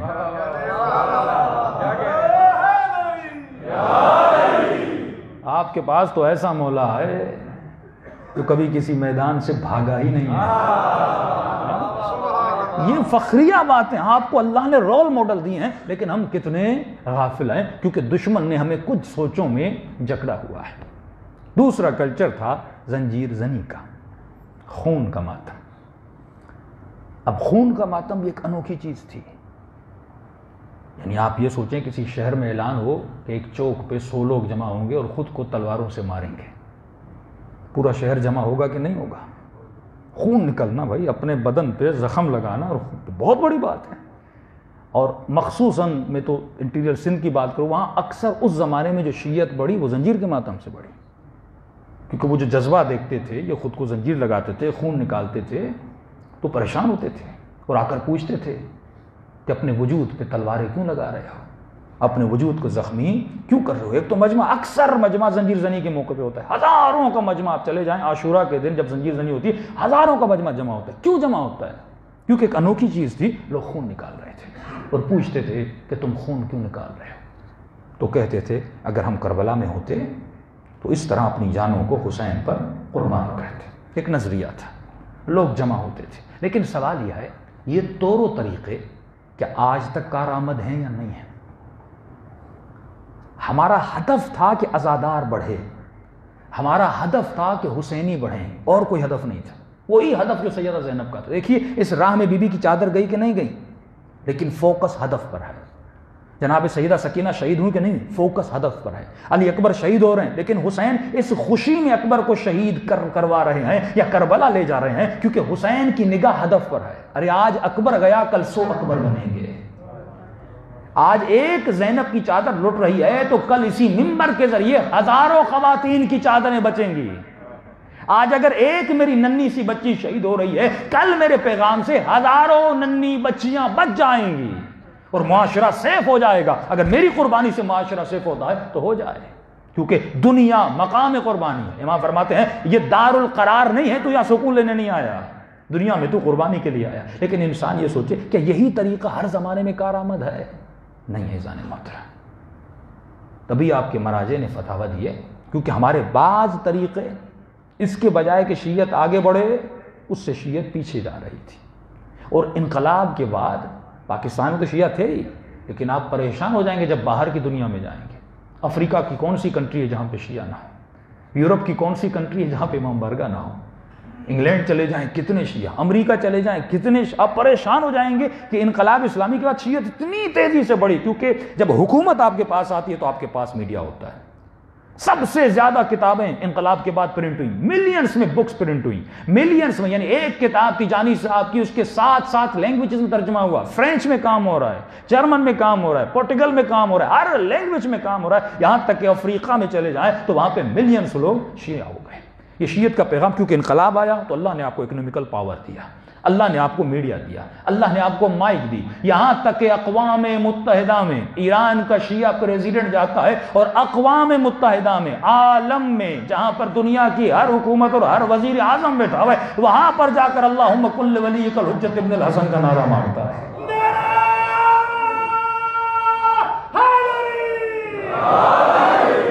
مسجد میں نعرہ مارنا اور ہے, یہ چھوٹی سی جگہ ہے نا, لیکن اگر یہی نعرہ ہے ادھر اقوام متحدہ میں لگ جائے, یہی نعرہ امریکہ کسی بڑی جہاں سارے ممالک کی ریپرزینٹ بیٹھے ہیں اور وہاں پر, اور پوری, یعنی وہاں کا میڈیا کسی کو چھپا تو نہیں سکتا. پاکستان میں سینسر ہو جاتے لیکن وہاں کی تقریریں سینسر تو نہیں ہوتی. کیوں؟ کیونکہ خدا نے ایک طاقت دی, پاور دی, اور اس پاور کو بعض علماء نے, وہاں کی بعض شخصیات نے اس کو پازیٹیو وے میں یوز کیا. اصل مقصد ہے کہ دنیا میں حسینیت کو بڑھایا جائے, حسینیت کی آئیڈیالوجی کو, فکر امام حسین کو, جو فکر اصلاح تھی, جو فکر انسانیت تھی. میں نے شاید آغا زکزکی کی مثال آپ کو دی یا نہیں دی مجھے یاد نہیں ہے, کہ یہی آیت اللہ زکزکی افریقہ کا ایک شخص ہے, جوان ہے, ایران آتا ہے, پڑھتا ہے, پڑھنے کے بعد یہ حسین کی آئیڈیالوجی کو لیتا ہے, رسم کو نہیں لیتا. اگر یہ رسومات کو لے کر جاتا جو ایران میں ہوتا ہے, میں وہی جا کے افریقہ میں کروں تو یہ کامیاب نہ ہوتا. کہ بعض لوگ ایرانی کلچر پاکستان میں لانا چاہتے ہیں. ہمیں کلچر امپورٹ نہیں کرنا, ہمیں حسین کی فکر امپورٹ کرنی ہے. جنگ کلچر پہ نہیں ہے کہ ہمیں ایرانی کلچر امپورٹ کرنا, نہیں. ایرانیوں سے بھی اگر محبت ہے تو صرف اس کے لیے ہے کیونکہ ان کے دل میں علی کی محبت ہے. عراقیوں کی محبت بھی اسی ہے کیونکہ ان کے دل میں علی کی محبت ہے. اور ہر اس شخص سے ہمیں محبت کرنی, کیونکہ زیارت عاشورہ کا جملہ انی سلمون لمن سالمکم, مولا میں ہر اس شخص سے محبت کرتا ہوں جس کے دل میں آپ کی محبت ہے. اب اگر ایرانی کو مولا علی سے محبت نہیں کرتا, ہم کیوں اسے محبت کریں؟ یہاں قوم پرستی لسانیت ہے ہی نہیں. ہمیں یہ دیکھنا ہے میرا کون سا پیغام میرے دین کو, میرے ہدف کو, میرے مقصد کو, امام حسین کی راہ کو فائدہ دے رہا ہے. ایک افریقی جوان آتا ہے, وہاں پہ تعلیم حاصل کرتا ہے. اب غور کیجئے گا کہ دشمن کی نگاہ کس شے پر ہے. تعلیم حاصل کرنے کے بعد یہ افریقہ جاتے ہیں. افریقہ جانے کے بعد انہوں نے چند جوانوں کو راغب کیا, 100-200 جوان تھے جو شیعہ تھے. اب محرم کا چاند نظر آیا, جوانوں نے کہا کہ ہمیں عزاداری کرنی ہے. تو کیسے عزاداری کریں؟ دیکھیے انہوں نے کسی کلچر کو فالو نہیں کیا. اب یہ کہتے نہیں عراق میں کیسے عزاداری ہوتی ہے, پاکستان میں کیسے عزاداری ہوتی ہے, کسی کلچر کو فالو نہیں کیا. انہوں نے کہا مجھے فالو کرنا ہے سیدہ زینب کو. انہوں نے کہا یہ بتا کہ حسین کے ذکر کو بی بی زینب نے کیسے بڑھایا؟ کہ پیدل چلیں کوفے گئیں. اس سفر میں سختیاں تھیں, یعنی اگر حسین کے پیغام کو پھیلاؤ گے, یاد رکھنا اس سفر میں تجھے سختیاں ملیں گی, دشواریاں ملیں گی, دشنام ملیں گے, گالیاں ملیں گی, لیکن تمہیں گھبرانے کی ضرورت نہیں ہے. بالآخر فتح کس کی ہوگی؟ تمہاری ہوگی. تو اس نے کہا کہ ہم بھی سیدہ زینب کی طرح, افریقہ بہت غریب کنٹری اور بہت غریب لوگ وہاں پر تھے, انہوں نے کہا تم پیدل جاؤ گاؤں گاؤں تک. اچھا کیا کریں گاؤں گاؤں جا تک؟ وہ لوگ تو حسین کو جانتے نہیں, اور وہاں پہ کوئی زلجنا کا چکر بھی نہیں تھا, دوسرے ایسے کام بھی نہیں تھے کہ لوگوں کو جمع کیا جائے. کہ ہم وہاں جا کر کیا کریں؟ کہ دیکھو اس معاشرے میں سب سے زیادہ کس چیز کی ویلیو ہے؟ افریقہ میں خون سب سے زیادہ مہنگا ہے، اور کوئی کسی کو خون دیتا بھی نہیں ہے اتنی آسانی سے۔ اس نے کہا ٹھیک ہے، حسین نے اللہ کی راہ میں خون دیا تھا، علی اکبر نے خون دیا، قاسم نے خون دیا، تو ہم بھی خون دیں گے۔ تو انہوں نے کہا مولانا کیا مطلب؟ زنجیریں لگائیں، قمیں لگائیں، کیا کریں؟ کہ نہیں، ان کو خون کی ضرورت ہے، تم زنجیر لگاؤ کہ خون پہ جائے گا، اس کا فائدہ کیا؟ کہ ان لوگوں کو خون کی ضرورت ہے۔ تم گاؤں گاؤں جاؤ اور محرم کے دن، یعنی جیسے چاند نظر آیا، پورے گاؤں میں اعلان کر دو اطراف میں کہ جسے بھی خون کی ضرورت ہے ہم خون دینے کے لیے تیار ہیں، ڈونیشن آف بلڈ، ہم خون دیں گے آپ کو۔ اب کوئی او پازیٹو، کوئی بی پازیٹو، کوئی نیگیٹو، کوئی بڑا خون مہنگا ہوتا ہے۔ اب سارے گاؤں والے پریشان، جو خون کی بوتلیں ڈالرز میں ملتی تھی، ہنڈریڈز آف ڈالرز میں ملتی تھی، یہ مفت میں دے رہے ہیں بوتلیں۔ ہاسپٹل میں جا کے سو گئے، اے افریقہ کے لوگوں، اے گاؤں کے لوگوں، جسے خون چاہیے ہم خون دینے کے لیے تیار ہیں۔ گاؤں کے گاؤں نکل آئے، یہ کون سی قوم ہے، یہ کون سے لوگ ہیں جو ہمیں فری میں خون دے رہے ہیں؟ جب وہاں پہنچے تو انہوں نے کہا تم سننا چاہتے ہو ہم خون کیوں دینا چاہتے ہیں؟ آغا زگزگی نے کہا اب خون لے لیا ہے، تھوڑی دیر ہم تم سے پیسے نہیں مانگ رہے، ذرا بیٹھ جا، تجھے بتائیں کہ ہم خون کس کی وجہ سے دے رہے ہیں۔ گاؤں کے لوگوں کو جمع کرتے تھے، ان کو بتاتے تھے کوئی حسین تھا، ارے ہم نے تو ایک بوتل خون کی دیا ہے، اس نے اپنے بچوں کا خون راہ خدا میں قربان کر دیا۔ اخلاق حسین کو بتایا، ملینز میں بھی وہاں شیعہ ہیں، ہزاروں میں نہیں، لاکھوں میں نہیں، ملینز میں شیعہ ہے۔ لیکن جس نقطے پر آپ کو لانا چاہتا تھا عزیزان محترم، اب ہر کسی کا اپنا طریقہ عزاداری کرنے کا، میں نہیں کہہ رہا آپ زکزکی کا راستہ اپنائیں، لیکن جس نقطے پہ لانا چاہتا ہوں، یہ صرف خون کی ڈونیشن دے رہے تھے حسین کے نام پہ۔ ہر محرم میں پیدل جاتے تھے، جلوس نکالتے تھے اور گاؤں میں اعلان کرتے تھے جسے خون چاہیے میں خون دینے کے لیے تیار ہوں، لیکن دشمن کو یہ خون دینا پسند نہیں آیا۔ 3 بیٹے ان کے شہید کر دیے، ایک آنکھ ان کی زخمی کر دی، ابھی تک جیل میں ہیں۔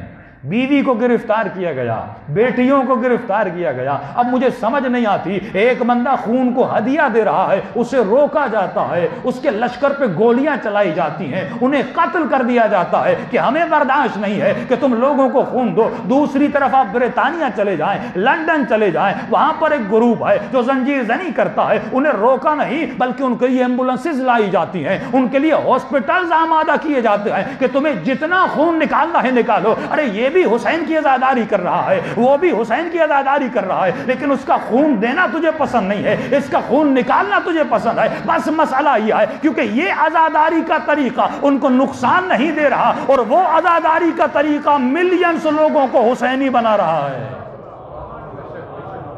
وہ یہ دیکھتے ہیں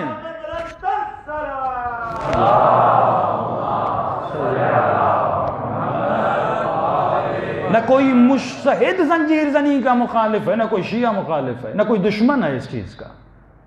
اصل اختلاف ہے ویعف عزاداری سے، کہ یہ دیکھو کہ تمہارے کام سے دشمن خوش ہو رہا ہے یا ناراض ہو رہا ہے۔ مجھے کیسے پتا چلے کہ میری عبادت سے امام زمانہ خوش ہیں یا ناراض ہیں؟ فرمایا دشمن کو دیکھ لے، اگر دشمن تیرے عمل سے خوش ہے تو سمجھ لے تیرا امام تیرے عمل سے خوش نہیں ہے، اگر دشمن تیرے عمل سے راضی ہے تو سمجھنا تیرا مولا راضی، اگر دشمن تیرے عمل سے ناراض ہے تو سمجھ جانا تیرا مولا تیرے عمل سے راضی ہے۔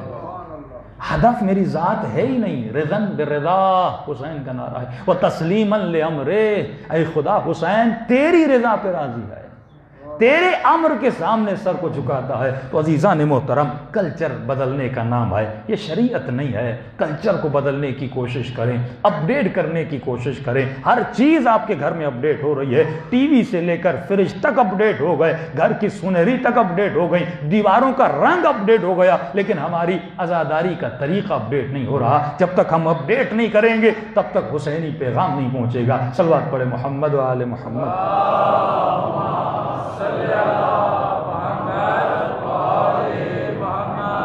وعجل فرجہم۔ دیکھیے کل میں نے لذت کی بحث کو چھیڑا تھا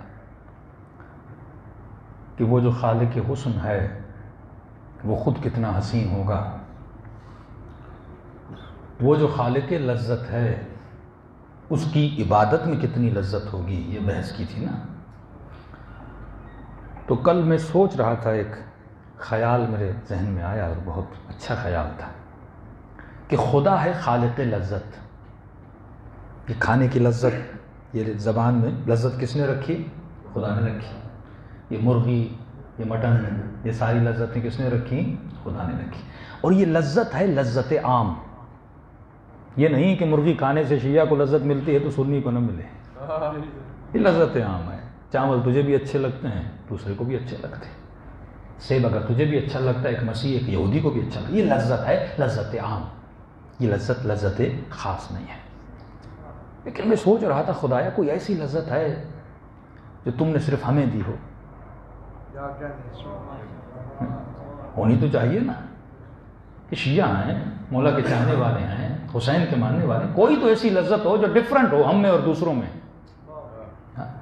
لذت خدا دیتا ہے. اب کسی نے کہا مولانا آپ نے کل کہا تھا کہ سب سے بڑی جو خالق لذت ہے، جو کھانے میں لذت عطا کر رہا ہے، تو میں نے کہا تھا اس نے اپنی عبادت میں کتنی لذت رکھی ہوگی. جو خود پانی میں لذت رکھ رہا ہے، نیند جب سوتے ہو تو سکون رکھا ہے اس نے نیند میں، تو یہ سوچو اس نے اپنی عبادت میں کتنی. تو اس نے کہا مولانا پھر ہم عبادت کرتے ہیں تو لذت ملتی کیوں نہیں؟ میں نے کہا ایک مرتبہ لذت اپنی جگہ ہے لیکن تمہارا ذائقہ ختم ہو جاتا ہے. کبھی دیکھا ہے کہ بہترین کھانا ہوتا ہے لیکن بخار ہوتا ہے. امی کہتی میں نے تو بڑا ٹیسٹی بنایا، کہتے مجھے تو ٹیسٹ ہی نہیں آ رہا. بھئی کھانے میں ٹیسٹ آئے، بخار نے تیرا ٹیسٹ ختم کر دیا ہے. عبادت میں لذت آئے لیکن گناہوں کے بخار نے لذت دینے ہی نہیں دی. جب تک یہ بخار اترے گا نہیں تب تک تمہیں لذت کیسے؟ یہ یہاں لیکن پروردگار یہ ساری لذتیں عام ہیں. جیسے عبادت کی لذت ہے، وہ بندہ اتنا طاہر اور پاک و پاکیزہ ہو جائے، اسے جا کے نماز میں وہ لذت ملے جو آیت اللہ بہجت کو ملتی تھی. کہ مولانا کوئی ایسی لذت ہو جو ہم جیسے گنہگاروں کے لیے، ہم جیسے عام بندوں کے لیے اللہ رکھے.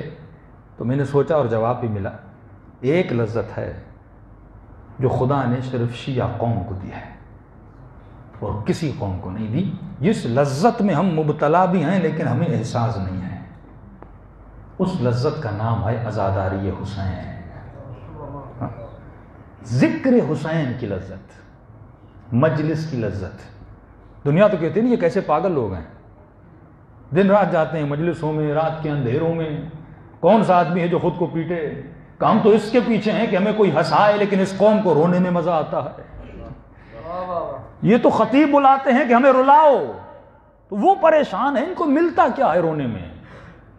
یہ دن رات ان کے بچے جلوسوں میں، یہ کیا یہ تھکتے نہیں ہیں؟ بارشوں میں پتا بھی ہے کرونا ہے لیکن کرونا سے بھی نہیں ڈر رہے. یہ قوم کیسی ہے؟ طاہر اشرفی کی چیخیں نکل آئی ہیں نا، ہمیں تو کچھ کرنے ہی نہیں دیا اور شیعہ سب کچھ کر رہے ہیں. اب مسئلہ کرنے نہ کرنے کا نہیں ہے، مسئلہ یہ کہ تمہیں تراویح میں وہ لذت ملی نہیں جو ہمیں عزاداری میں ملتی ہے. تو ہم نے اس لذت کو حاصل کرنے کے لیے اپنا سب کچھ داؤں پہ لگا دیا. ہم نے یہ بھی نہیں سوچا کہ بچوں کا کیا ہوگا، بڑوں کا کیا ہوگا. نکل آئے، کبھی بارش میں نکل آتے ہیں، جب گولیاں برستی ہیں تب بھی حسین کا جلوس نکالتے ہیں، کیونکہ یہ ایک ایسی لذت اور حرارت ہے کہ جس کے لیے فرمائے کبھی ٹھنڈی نہیں ہوتی. اے مومن، یہ وہ لذت ہے جو خدا نے تمہیں عطا کی ہے اور کسی کو عطا نہیں کی. انسان تو بھی ہے، انسان وہ بھی ہے، مسلم تو بھی ہے، مسلم وہ بھی ہے، لیکن عزاداری کی لذت صرف شیعہ کو ملی. ذکر حسین اور گریے کی لذت صرف خدا نے تمہیں دی. اور یہ ان سے پوچھو جو پہلے شیعہ نہیں تھے.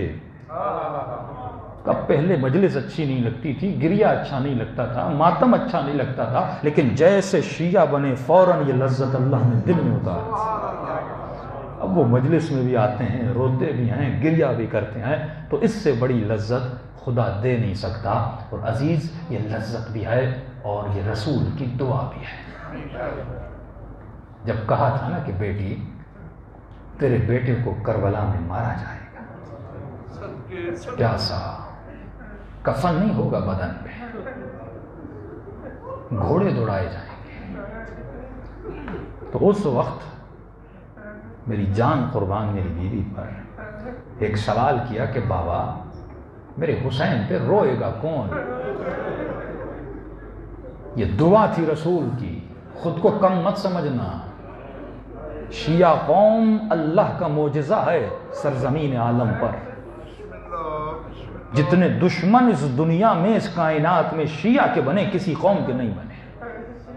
بنو عباس سے لے کر امریکہ تک، امریکہ سے لے کر اسرائیل تک، جس قوم کے جوانوں کے گلے کاٹے گئے، جن کے بچوں کے گلے کاٹے گئے، جن کے ٹکڑے ٹکڑے کر دیے گئے، لیکن آج تک یہ قوم باقی ہے. کیوں؟ کیونکہ رسول کی دعا تھی.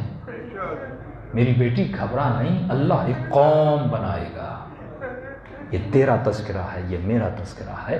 خدا ایک قوم بنائے گا جن کے بچے تیرے حسین کے بچوں پہ روئیں گے، جن کے جوان تیرے حسین کے اکبر پہ روئیں گے، جن کی عورتیں تیری زینب پہ روئیں گی، جن کی بچیاں سکینہ پہ روئیں گی، جن کے بوڑھے تیرے حسین پہ روئیں گے. یہ دعا تھی جو رسول نے آپ کے اور میرے حق میں کی. لیکن میرے عزیز، اس لذت کی قدر کر، قیمت کر. یہ لذت ہے، اس کو لنک کر خدا کی لذت سے.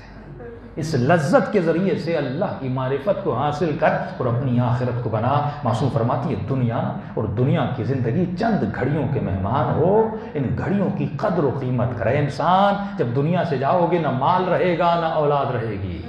فرمایا دنیا کی ہر لذت کی انتہا نجاست ہے، لیکن حسین کی لذت کی ابتدا بھی طہارت ہے، انتہا بھی طہارت ہے. اس سے پتہ چلتا ہے کہ یہ گریا، یہ محفل، یہ دنیاوی لذت نہیں ہے، یہ روحانی لذت ہے.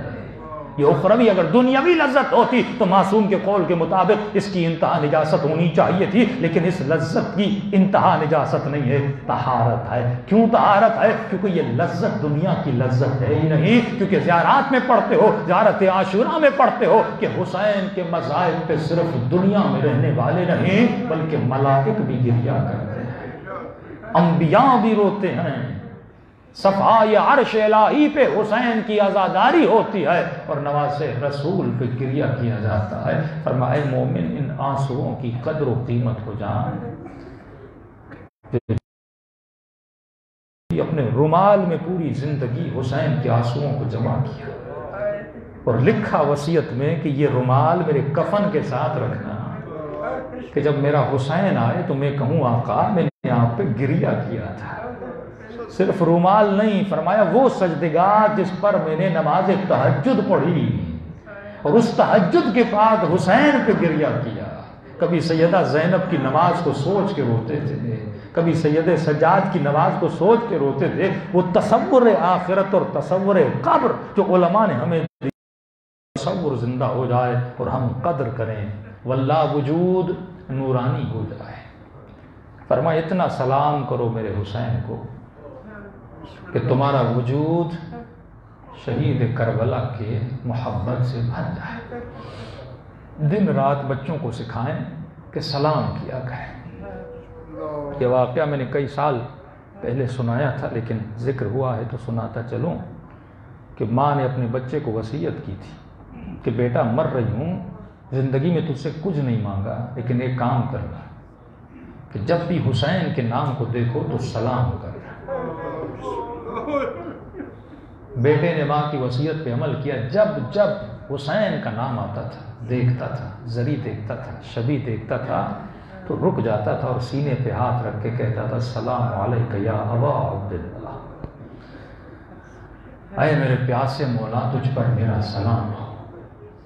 یہ جوان مر گیا، بڑا خطا کار آدمی تھا، لیکن یہ عادت اس نے اپنائی.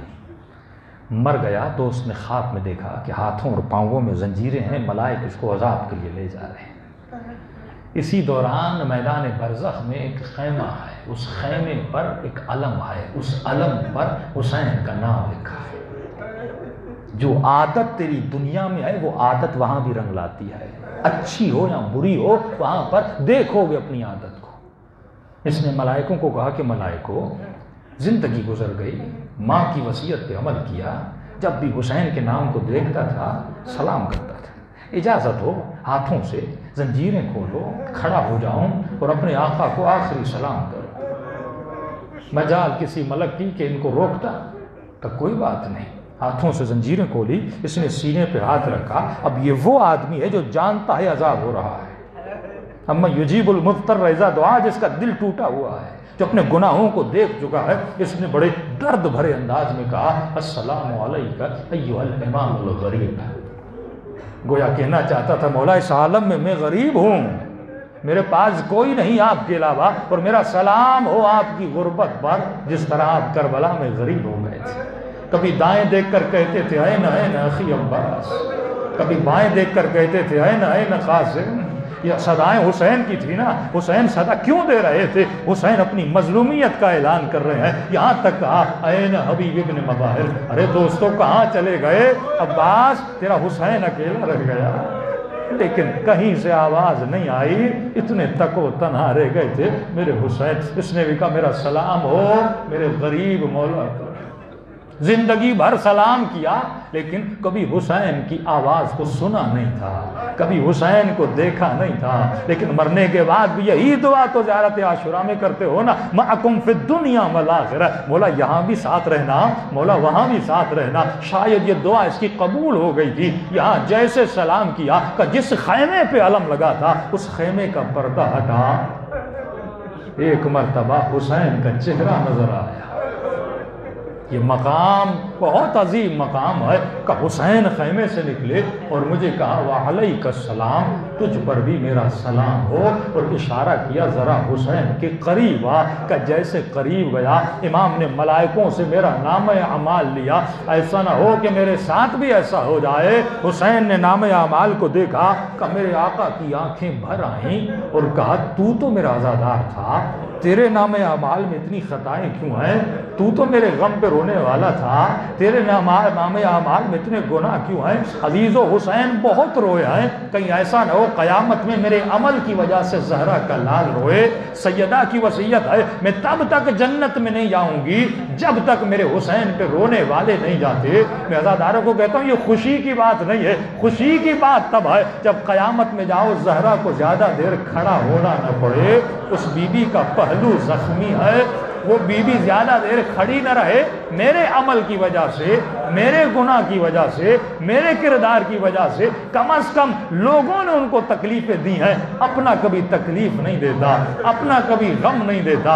امام نے نام اعمال کو دیکھا اور دیکھ کر کہا تو میرا عزادار تھا، اور وہ جملہ جو ہر گنہگار کہے گا، تو امام فرماتے ہیں دنیا میں کہہ کر جا کہ وہاں تجھے کہنے کی ضرورت نہ پڑے کہ ظلمت نفسی وتجرأت بجہلی، مولا میں جانتا ہوں بڑا ظالم تھا، بڑا ظلم کیا، اپنے بدن پہ ظلم کیا، اپنی روح پہ ظلم کیا، وتجرأت بجہلی، اقرار کر رہا ہوں جاہل تھا، مولا عالم ہوتا کبھی ایسا نہ کرتا، معرفت ہوتی کبھی ایسا نہ کرتا۔ اتنا کہنا تھا، نام حسین ہے، ارے جس حسین سے حر کو دیکھا نہ گیا کہ حر جہنم میں جائے، اسی حر کو پانی پلا رہے ہیں، حسین کیسے دیکھیں گے؟ میرا عزادار جہنم میں چلا جائے۔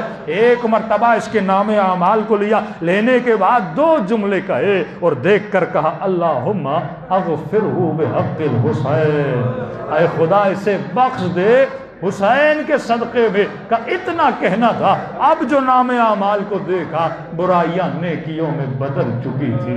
ایک عادت نے اس کے وجود کو سدھار دیا، ایک عادت حسین کی محبت اور سلام کی عادت انسان کو بنا دیتی ہے۔ آئیے دلوں کو کربلا لے جائیں اور ایسے سلام کریں اپنے آقا حسین کو جیسے سیدہ زینب سلام کرتی تھی، جیسے امام سجاد سلام کرتے تھے۔ السلام علی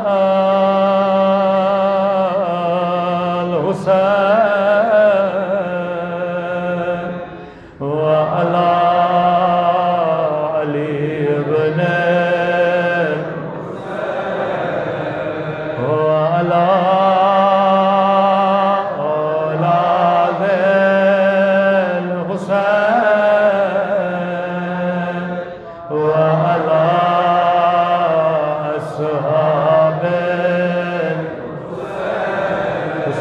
صدا بلند ہو السلام علی الحسین وعلی علی ابن الحسین وعلی اولاد الحسین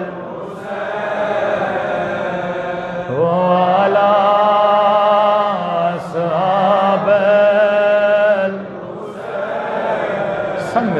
السلام علی الحسین وعلی علی ابن الحسین وعلی اولاد الحسین وعلی اصحاب میرا سلام ہو حسین کی یتیم بچی پہ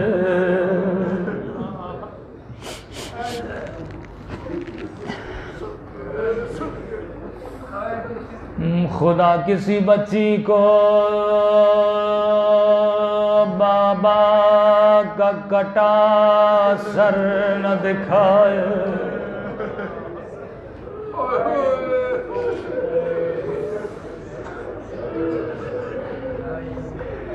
اللہ جانے وہ کون سے زخم تھے جس نے سکینہ کو شہید کر دیا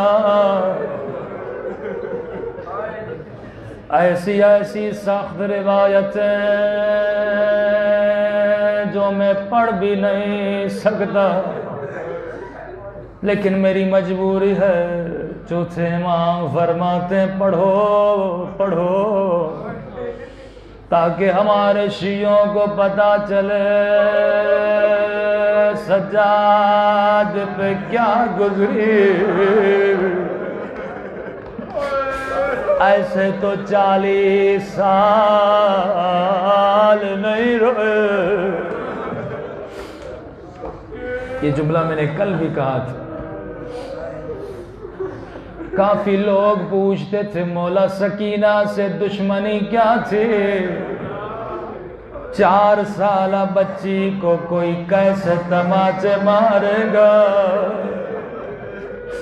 4 سالہ بچی کے گردن میں بھلا رسی کون باندھتا ہے رسول خدا کا فرمان ہے کبھی حیوان کو بھی منہ پہ نہ مارا کرو حسین کی بچی کو منہ پہ مارتا تھا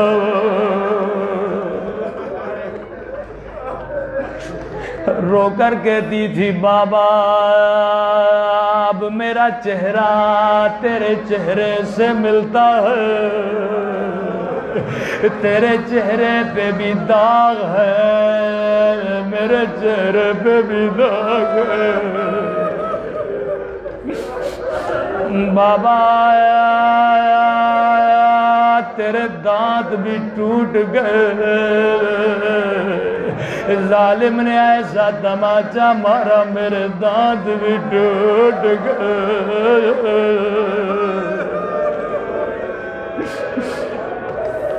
بڑا ظلم ہوا بڑا ظلم ہوا روایت سخت ہے میں اشاروں اور کنایوں کے ساتھ پڑھوں گا مجھ میں بھی ہمت نہیں ہے فرمایا 11 محرم کا دن آیا ظالم نے حکم دیا سب بیبیاں 2 کے اونٹوں پہ بٹھائی جائے لیکن جیسے شمر نے سکینہ کو دیکھا کہا اس بچی کو اکیلا اونٹ پہ بٹھایا جائے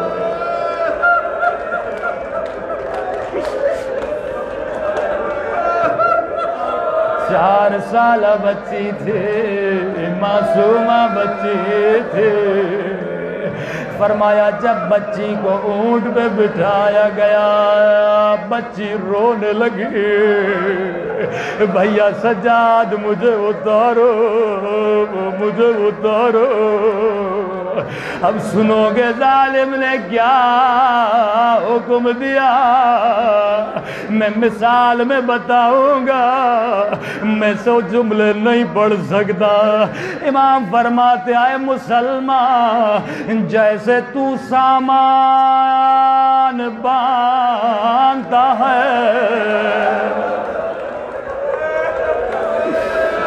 جیسے تو سامان باندھتا ہے شمر نے حکم دیا سکینہ کو ایسے باندھا بس خلاصہ کروں جب بچی کو اتارا گیا بچی کا کرتا خون سے رنگی تھا زینب نے باہوں کو پھیلایا آجا حسین کی امانت آجا میرے سینے سے لگ جا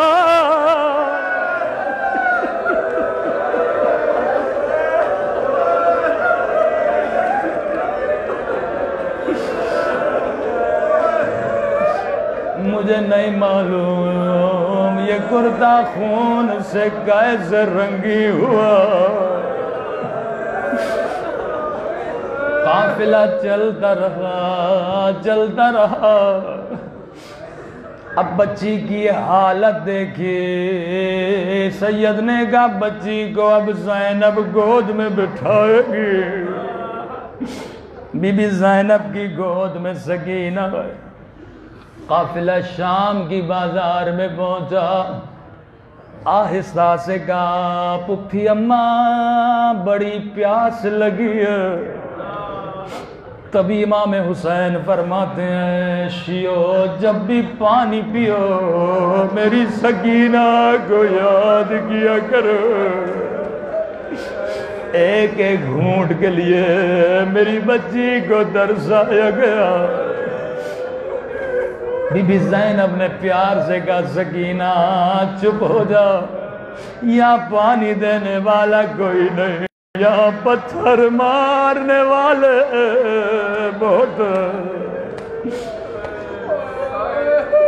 اللہ کسی عاشق کو یہ منظر نہ دکھائے اللہ کسی حسین کے چاہنے والے کو حسین کی بچیاں ایسے نہ دکھائے ایک مومنہ چھت پہ بیٹھی تھی اس نے آواز سن لی دوڑتی ہوئی گئی گلاس میں پانی بھرا بی بی زینب کو دیا کہ تیری بچی پیاسی نہیں رہے گی بی بی زینب نے پانی سکینہ کو دیا جیسے سکینہ نے پانی پینا چاہا یہ مومنہ کہتی ہے قیدی بی بی جب تیری بچی پانی پی لے میرے لیے کچھ دعائیں کر لینا بی بی زینب نے کہا سکینہ ہم سید ہیں کسی کا احسان نہیں اٹھاتے پہلے دعا کرو بعد میں پانی پینا اب تک مومنہ نے سکینہ کا چہرہ نہیں دیکھا کیونکہ چہرہ نیچے تھا اب سکینہ نے چہرہ بلند کیا دعا کے لیے ہاتھوں کو اٹھایا کہ مومنہ بتا کون سی دعا کروں کہتے ہیں جیسے اس کی نگاہ زخمی کانوں پہ پڑ گئے او زخمی رخساروں پہ پڑ گئے یہ اپنی ساری دعائیں بھول گئے کہتی ہے قیدی بی بی دعا کرو اللہ میری بچی کو تیری طرح یتیم نہ بنائے او تیری طرح قیدی نہ بنائے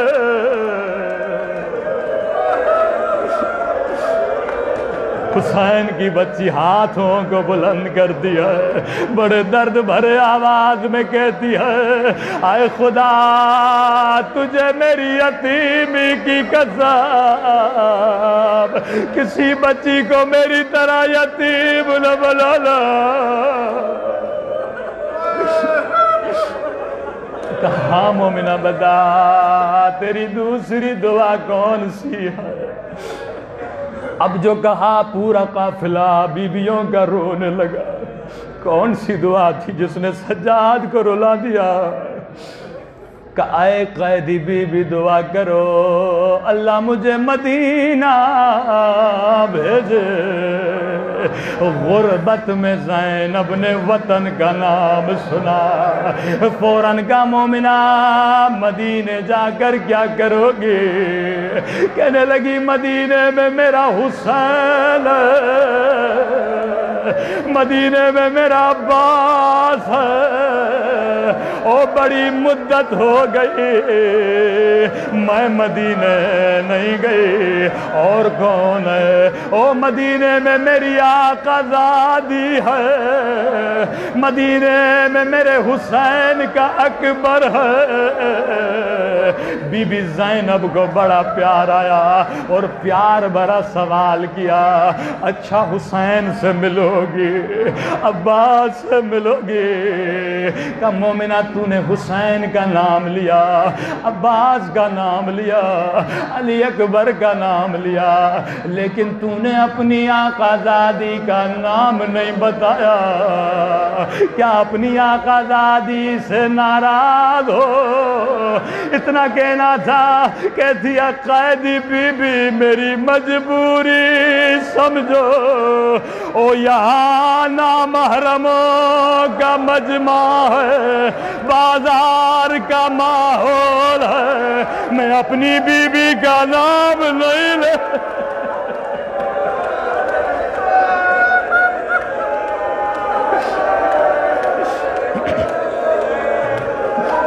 میں اپنی بی بی کا نام نہیں لے سکتے۔ بی بی زینب نے کہا مومنہ میں دعا کروں، اور اگر تیری دعا یہیں پہ قبول ہو جائے تو کیا کہو گے؟ کہتی ہے قیدی بی بی کیا کہنا چاہتی ہو؟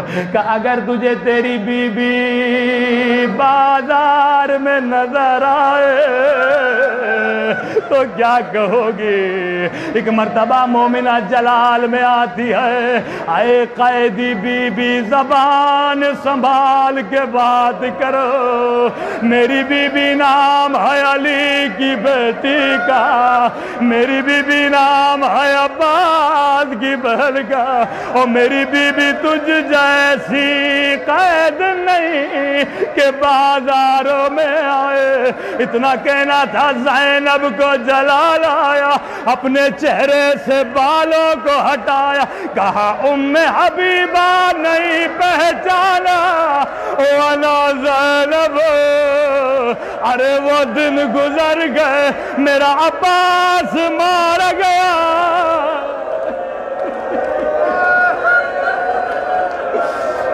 ام حبیبہ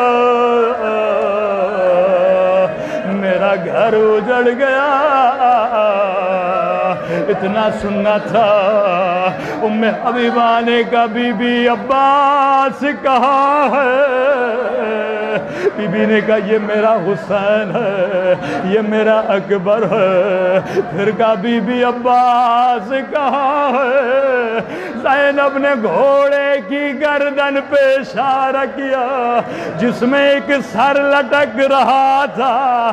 بی بی یہ کس کا سر ہے؟ یہ میرے عباس کا سر ہے۔ کبھی بھی سب سر نوک پہ ہے، عباس کا سر گھوڑے کی گردن میں کیوں ہے؟ کہا یہ بھی نوک نیزہ پہ تھا، لیکن جب نگاہ میرے کھلے سر پہ پڑی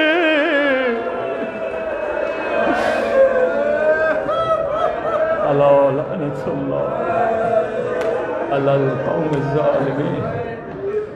پروردگارہ تجھے زینب کی مظلومیت کا واسطہ ہمارے مولا اور آقا امام زمانہ کا ظہور فرما، ہم سب کو مولا کے آوان و انصار میں شریک فرما، اس ذکر کو اس گریے کو اپنی بارگاہ میں قبول فرما۔